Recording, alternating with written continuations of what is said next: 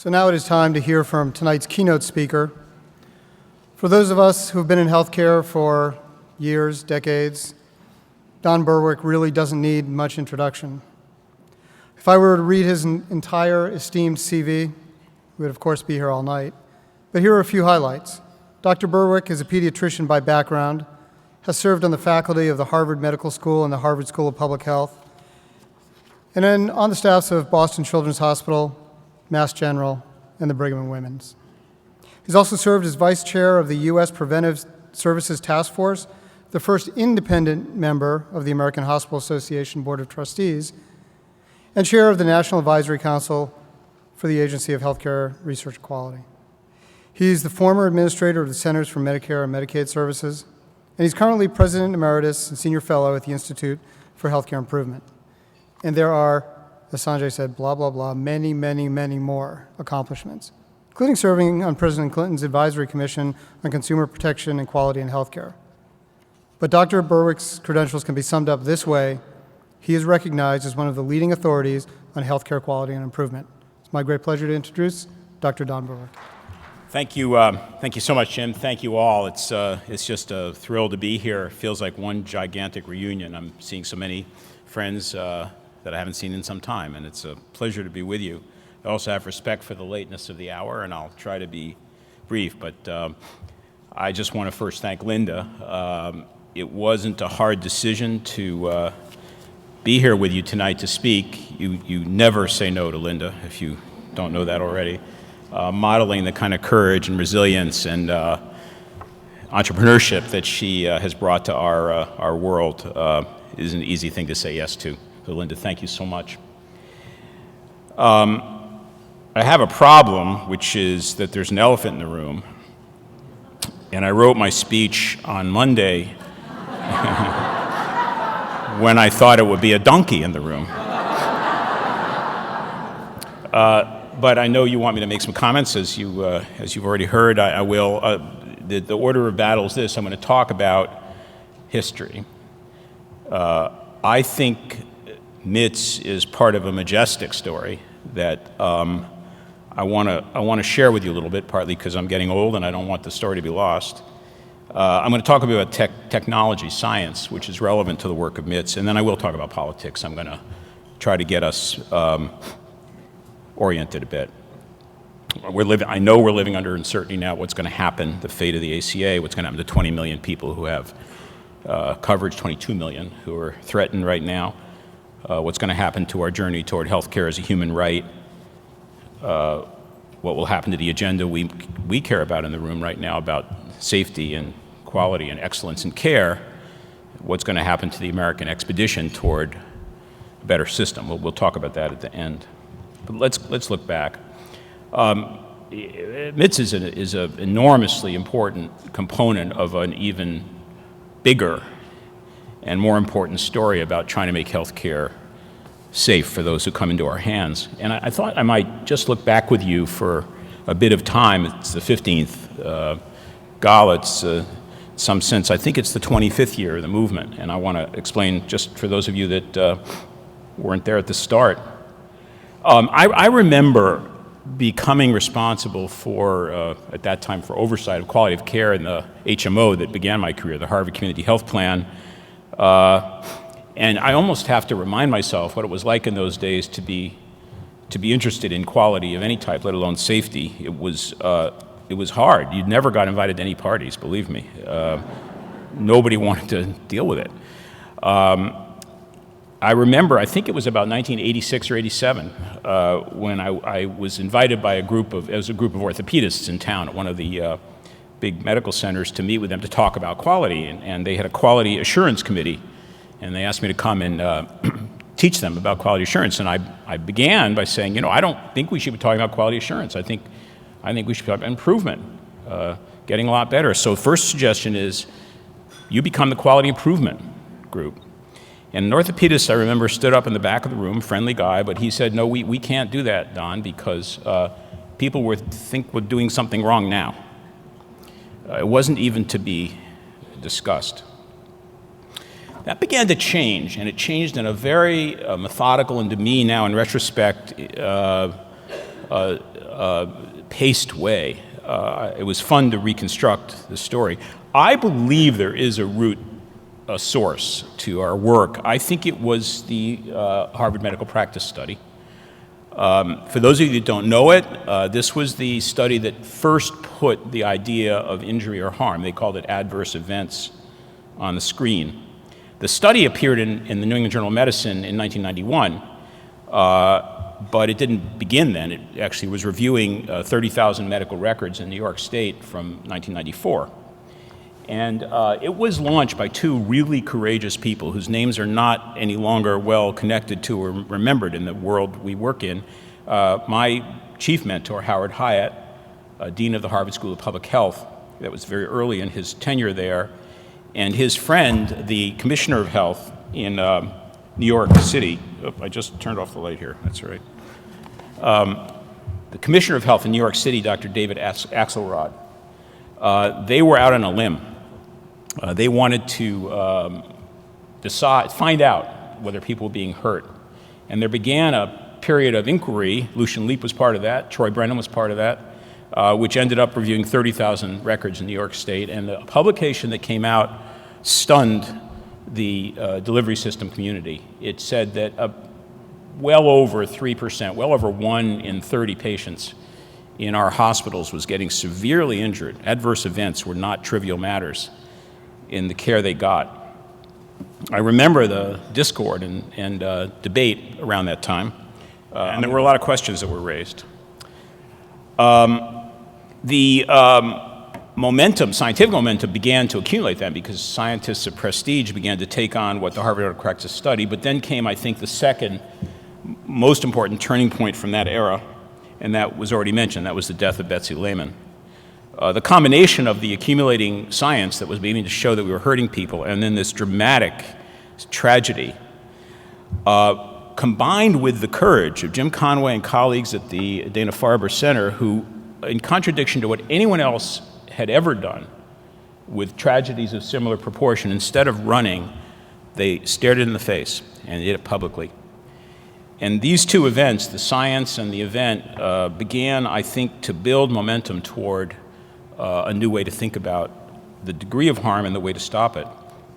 Lucian's article in 1994 in JAMA, Error in Medicine, gave a kind of a cogent vocabulary at much wider scale to the problem. We saw that science existed that could help us. I'll mention that I believe it was around that time that Lucian called me and he suggested we get together and start a little seminar club, and I remember that. There were about 4 or 5 people that met quite regularly under Lucian's leadership. We read books like Jim Reason's book on human error, beginning to realize there was science and we knew nothing about it. We had to begin to master it. It was quite a wake-up call to me. It came to another head in 1997. The so-called Annenberg conferences were had. I think there were 2 of them. I was at them, and it was quite dramatic because I don't know exactly where the conceptual frame had come from. The American Medical Association had actually played a part in pulling this together. But at that point, the science met the patients. And at these Annenberg conferences was the first time in my memory that the speakers, including people who were harmed or the loved ones of people who were harmed. And I remember the time at those conferences, the drama of realizing that there were numbers, but there were also stories, and there was science. A little detail that I think is little known is around that time also the Kennedy School of Government at Harvard, which had a series of programs called executive seminars, which would take on tough problems. That's where community policing originated, in the Harvard Executive Seminar. The Harvard Executive Seminar people came to Lucian and me and said, would we be willing to chair a seminar on patient safety to raise visibility? The participants would be a dozen or 14 very, very powerful and prestigious executives from American healthcare, and they came. We met every 3 months or so for 4 or 5 meetings as I could watch the wheels start to turn in the heads of leaders at that time, Gordy Springer from Allina and David Lawrence from Kaiser Permanente, one by one beginning to say something's going on here. And I remember a very dramatic meeting that Lucian will perhaps remember also, we weren't making a lot of traction, and we had an idea. We said to the executives, go home, and when you come back to the next meeting, tell a story. Tell a story of a patient, someone harmed in your organization, and you may not delegate it. We want you to do the investigation, to talk to the people, to reconstruct, to come back and present. And they did. And I remember very, very clearly in a conference room at the Kennedy School of Government, one executive after another, not a few, 3, 4, 5, 6 of them, beginning to tell the story and tearing, coming up with tears as they reported what they had learned about injuries in their organizations. It was quite dramatic. The momentum was building, and then came the real inflection of the decade, and that was the report To Err Is Human. What had happened was the Institute of Medicine at the National Academy of Sciences, which normally produced reports at the request of Congress or an agency, for reasons that I'm really not clear about, decided not to wait for a report on quality. And it set up a committee called the Committee on Quality of Care in America, on its own initiative, and I believe with its own money, which was almost unprecedented. That vision convened about 15 or 16 members of the committee, including Lucian, including me, and others whose names you would know. Mark Chassam was there. The committee was charged in 1998 to produce a report over the next 2 years on quality of care in America. And someone, and I don't remember if it was Lucian or not, said, we ought to fast track safety. It's a dimension of quality, and we think we can really get some traction.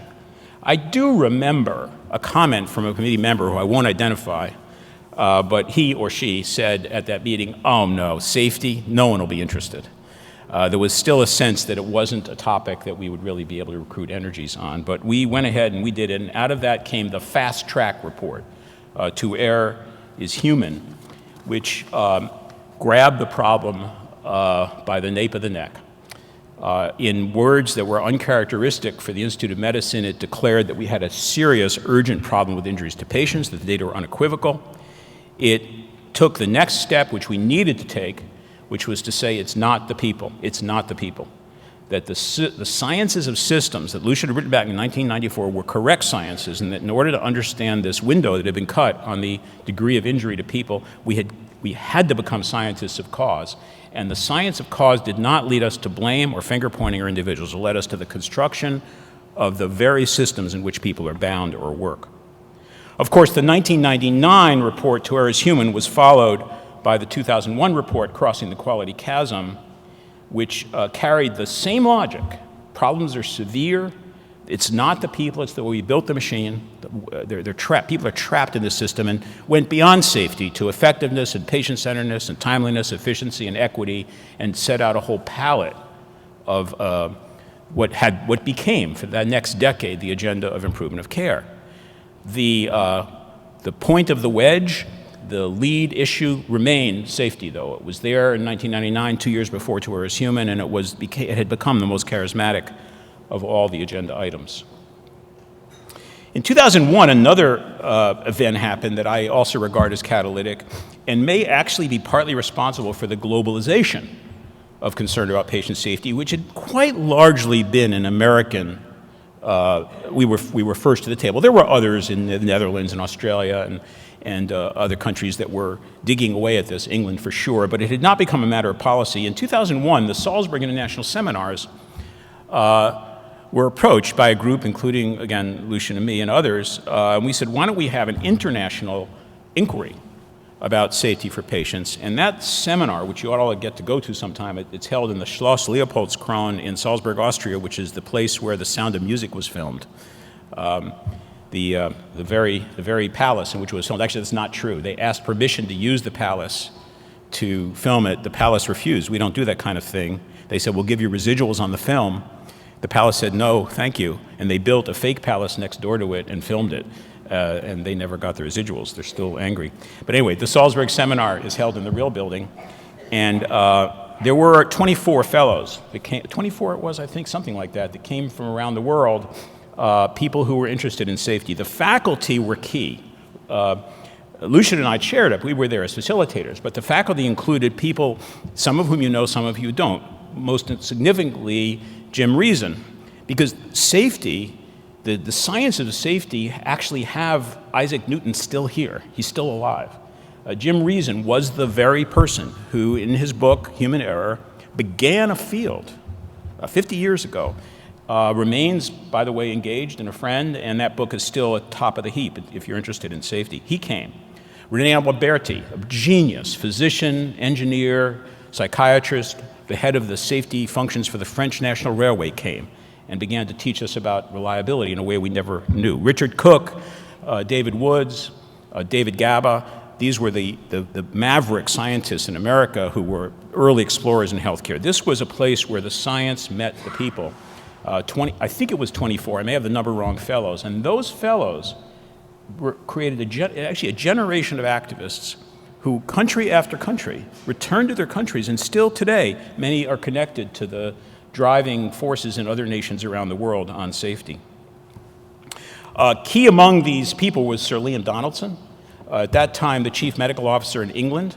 Liam, with the courage of a Lucian Leap or a Linda Kenny, Liam took it on, and Liam oversaw the report of really this, I think it was the second major national report, like to err against human in the U.S., and in 2002 he was the father of the report in England called An Organization with a Memory, which is essentially the same set of findings for the National Health Service in England. It was happening in Australia by that time and beginning to happen in other countries around the world. The lights got turned on. MITSS should be on the slide because that was the year, 2002, when MITSS was created out of the vision of its founders. What happened in the next 4 or 5 years was an absolute explosion of research. There was if you go back to the literature, to JAMA, and to the Health Affairs and its predecessors, and you begin to see paper after paper coming out, digging more and more deeply into what actually was going on. We actually began to make safety a science at last in healthcare. It had been in other industries for years. Intermountain Healthcare took it on. David Klassen there did brilliant work. Peter Pronovost and his colleagues at Johns Hopkins, at IHI. I'll credit Carol Harridan, who became the safety leader at IHI, a brilliant analyst of that field. IHI produced the global trigger tool to instrument things. That was Dave Klassen and Carol and others there. René Alberti and from France, and Jim Reason from England. These guys began working with healthcare leaders. Jim Reason began working at Great Ormond Street with a cardiac surgeon, beginning his insights from other industries. And so we had a burst of intellect that was unparalleled, and we had ARC appear on the scene then to begin to support that, for example, and the National Patient Safety Agency in England, for example. We made safety a science, first half of the 2000s. I'll talk about the organization I was at the time. I think important were the IHI campaigns, if I may say so, the 100,000 Lives campaign and the 5 Million Lives campaign. They changed the game in a different way. And remember, safety had been a rather boutique conversation. You were supposed to say you were doing it, but the idea that it actually was embedded as an enterprise in American healthcare wasn't really there. IHI, led by Joe McCannon, it issued an invitation. By then, the science had told us some things that actually made a difference, 6 changes for the 100,000 Lives campaign. And we just went big, went to the whole country and said, hey, would you like to join? And we're going to get this done together, getting these changes, just these 6 changes into care. 3,100 hospitals joined voluntarily. Rally after rally around the United States, convention after convention, medical society, hospital association grabbed a hold of that idea of taking those hills, and it was probably one of the most thrilling moments of my career to watch that energy rise. It rose further with the following campaign, the 5 Million Lives campaign. Peter Pronovost and the Hopkins group, working with Michigan, took this networking idea, doing it together to the state of Michigan, and produced what became the flagship research project of the last half of the 2000s, which was the Michigan Keystone Project, showing that the combination of disciplined data management, committed industrial leadership from the Michigan Hospital Association, a modest amount of funds, could produce pretty dramatic changes in their case, central venous line infections. By the way, out of that work and the IHI work came a national wave of progress on a particular burden, the burden of central venous line bacteremia, which fell dramatically according to CDC databases in the latter part of the 2000s. We knocked the socks off that problem thanks to the convergence of science and will. Around that time is when CMS began becoming a payer who was going to instrument incentives around the interest in safety for better or worse, and there are some who think both better and worse. And then came the Affordable Care Act in 2000. The Affordable Care Act is best known for the ways it's trying to increase coverage, but there's a tremendous amount in the Affordable Care Act that's focused on trying to make care better in all sorts of ways, including safety. And I, as administrator, got to launch the $1 billion Partnership for Patients program, $500 million devoted to hospital-acquired conditions, and $500 million devoted to decreasing unnecessary hospital readmissions. Safety became mainstream in public policy. What's happened since then, I've tried to categorize and I can't. Things have gotten fuzzy. American healthcare has been pulled into the modification of payment, the adjustment of incentives, as its main play through value-based purchasing of one form or another, bundles, accountable care organizations, you know the word salad. And to some extent, safety as a defined, specific mission, at least from the viewpoint of large payers and government, has been a little bit in the clouds, a little bit lost in the noise. It's still there. There's plenty of good work going on around the country, but we don't have at the moment a punctuation point, to me, of the precision and heft of the Harvard Medical Practice study, or the report to Error is Human. We're waiting for that. So good. That's a 20-year story.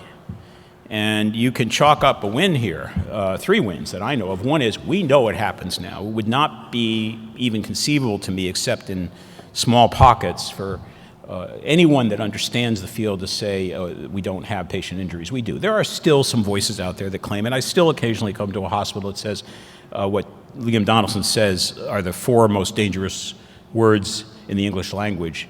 It cannot happen here. I meet those people, but they're not, it's uncommon. We know that it happens, and more we know why it happens. We understand that the core sciences that the Institute of Medicine identified in 1999, that Lucian wrote about, that Jim Reason taught us, that the scientists know, the core idea of the idea that all forms of performance, including safety, are embedded in the design of the system, of the way we're in work, and that's almost the cause. That we know it. It's almost canonical at this point. And we know what to do to large measures. That is, if you just get back to the science and you say, how would you make it safer? How would you make it more reliable? How would you make communication go properly?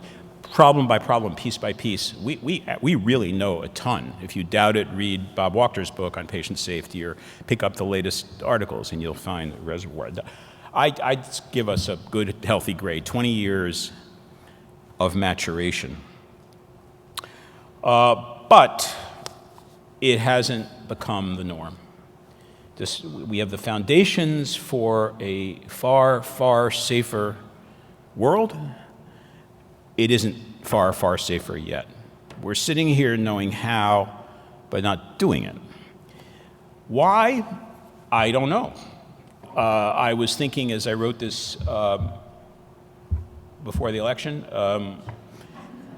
we made some errors. I didn't know them. I made them myself. But now I can look back at the safety movement and say we got some things wrong. And this is my short list. Right now, we have moved our eyes from safety as a target, part of whose effect is to reduce cost, to a direct assault on cost, country by country, area by area, region by region. As I said, it's not at the moment central in strategic maps. Cost has taken over to our disadvantage, and I'll explain why. We also have the illusion of been there, done that, finished. Because we approach safety with a project view, we tend to regard safety as something you can finish. You cannot.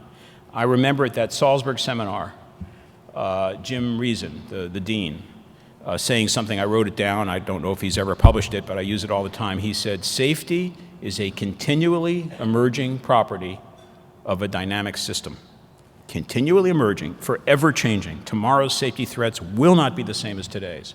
You may solve something today, but it will be unsolved tomorrow because it's a continually emerging property of a dynamic system, and our systems change all the time under our feet. Anyone that believes you can enter safety and finish the job doesn't understand the science, and yet we pretend we can.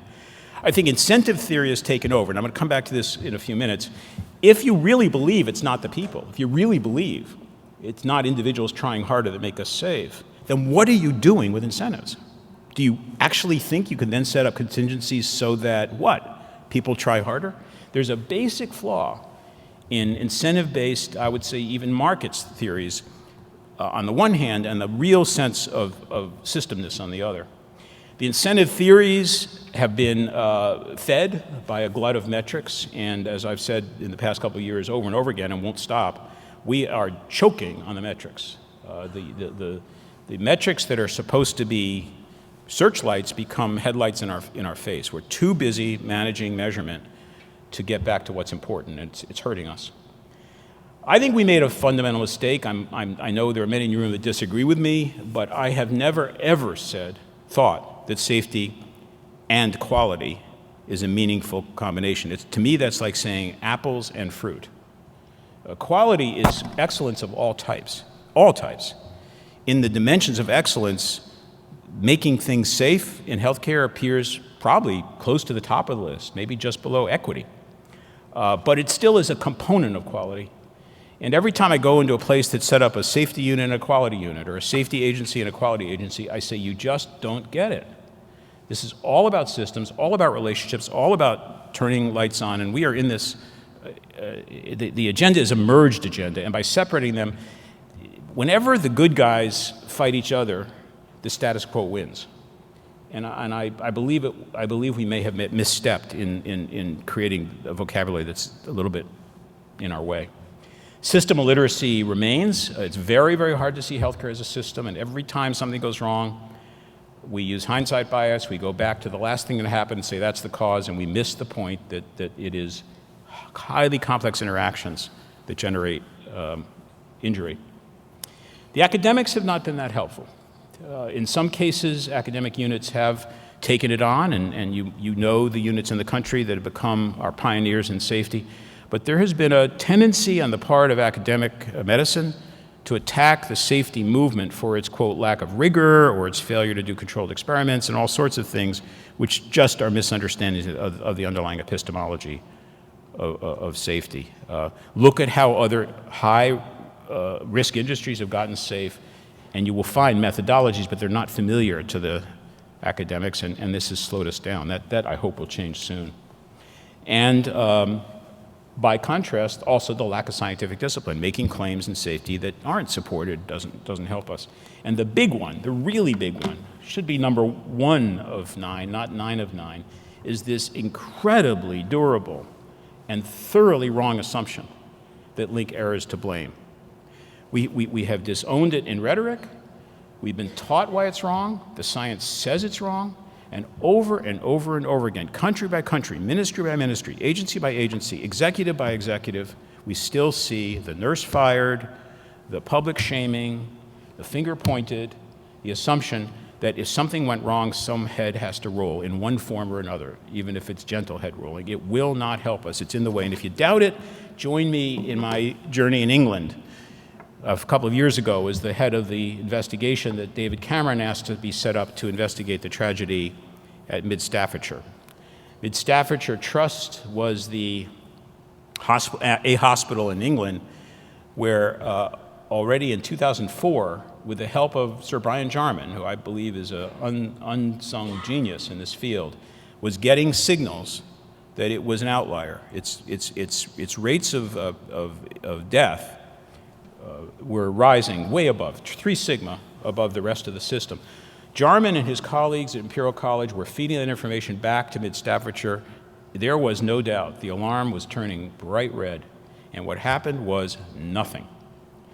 Until the government got wind of it, began to get more concerned, and began to inquire at MITSS Staffordshire what was going on. Now, what was going on was terrible.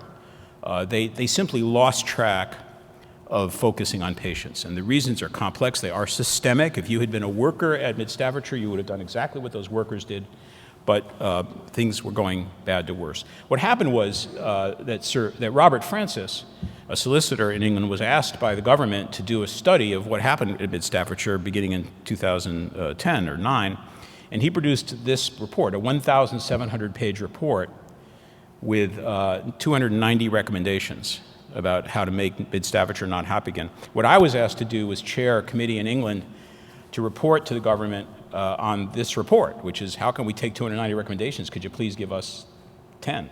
Some sense of high leverage insights about what went wrong. And we did, and that's a different story, a different lecture. But I want to show you what happened. What did happen at Staffordshire was, once the alarms became more visible, once the public began to get concerned, suddenly mortality improved at MITSS Staffordshire, but not really.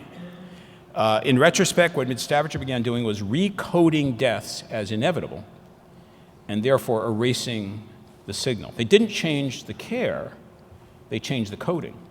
They were not alone. This was another target in England at that time, 4-hour waiting times in the accident and emergency room, in their emergency departments. If patients waited longer than 4 hours, some head rolled. The CEO was in trouble, or something bad would happen. And these are the data from Staffordshire and its general area on waiting times in emergency departments. And there it is, an enormous spike right off the map at 3 hours and 59 minutes. This is gaming. This is lying. This is running from the problem instead of grappling with the problem. And it is totally and completely human. And let me explain how, from the viewpoint of a quality wonk, it looks. Dr. Joseph Duran, one of the great gurus in the field, suggested if you really want to have quality of any type, and that would include safety, you have to maintain 3 enterprises at once. The enterprise of control, if something really goes wrong, okay, MITSS Staffordshire, you have to find it. If I'm driving my car and the tire goes flat, I have to fix the tire. Control. Most of the time, the tire is not flat, but I still can get better at driving and make my car better. That's improvement, constant learning. And sometimes I need a new thing. The car won't do it. I need an airplane, and an airplane's not a better car. It's a completely new invention. Control, improvement, and planning. And those of us in the field know that this Duran trilogy is, in approximately this proportion, reflects healthy, growing organizations. Organizations that can fix a flat tire when it happens, but generally are learning organizations where everyone is buoyantly discovering the better way to do something, the way my grandson learns to hit a baseball over and over again, learning and learning and learning. And then someplace inventions occurring. What we got into, because of the fundamental mistake in our approach to not just safety, this has to do with reliability and quality and cost, it feels like this. It's a control-oriented approach to change, and it simply will not work. It produces fear, where people run and hide, they game the data, they feel bad and then hide. The cycle of fear was described in the field of improvement in 1958 by Bill Schirkenbach. Think you can inspect your way to improvement? No. You'll inspect your way into fear.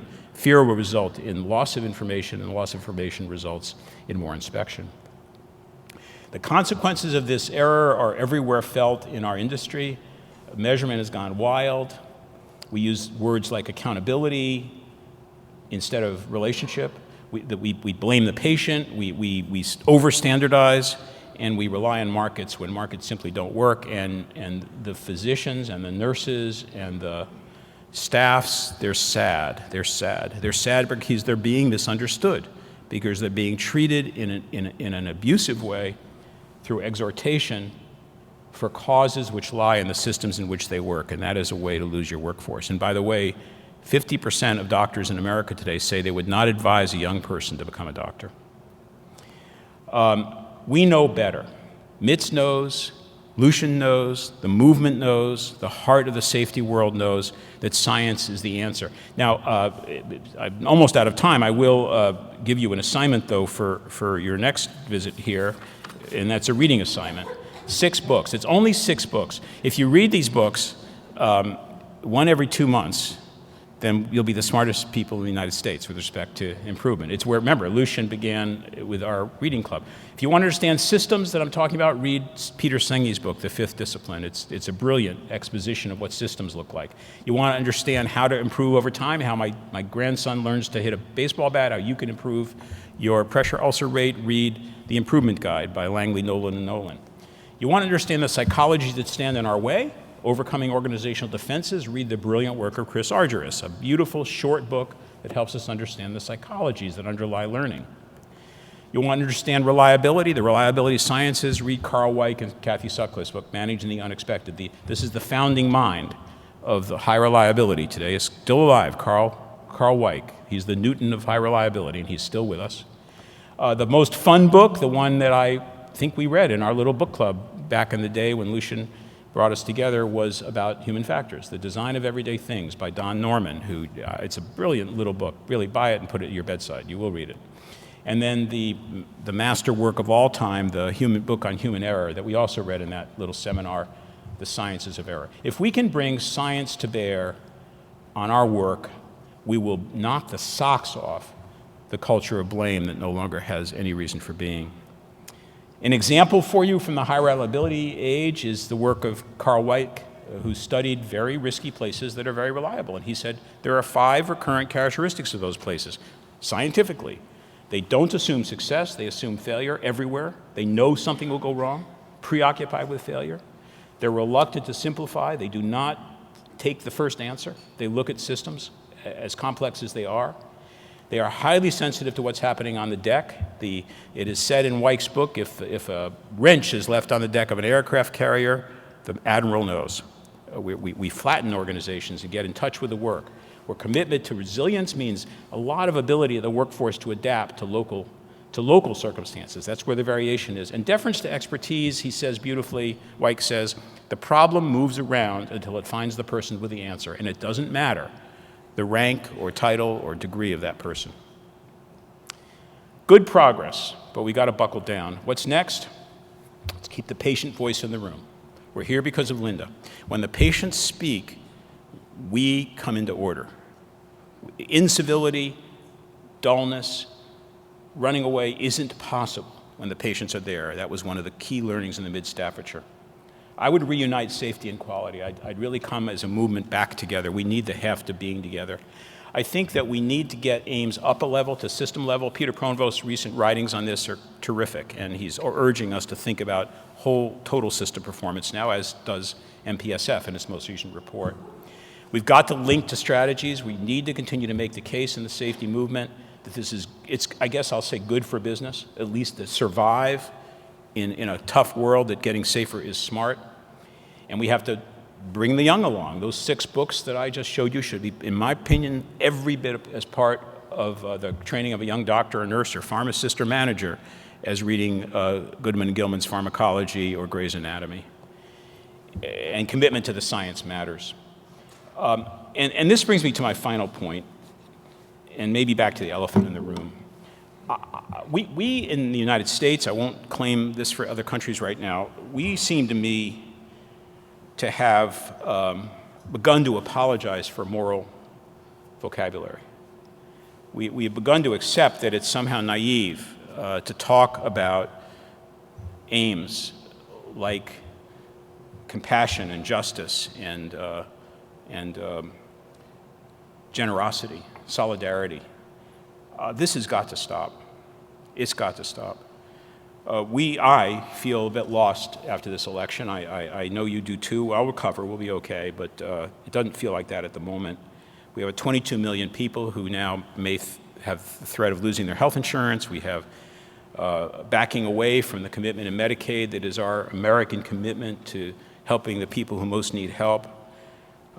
We are making ourselves vulnerable.